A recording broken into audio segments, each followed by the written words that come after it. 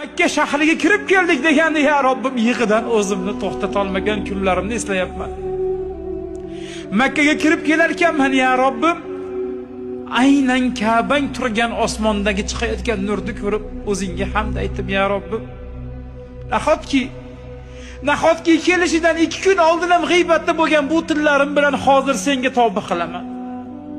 Nahotki kelishimdan bir necha daqiqa oldin ham fahshdan ko'zlarini tiymagan bu ko'zlarim bilan hozir Ka'bangni ko'raman.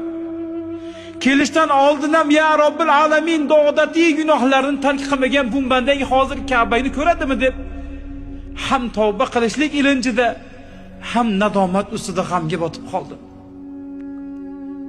Ya Robbim, baytingga borsam, Ka'bangni menga ko'rsatishni istamasang qanday bo'ladi deb qo'rqib qoldim. Asli munosib emas menda ya Rob. Ne gunohlar bilan keldim huzuringga. Ne alamlar bilan keldim huzuringga.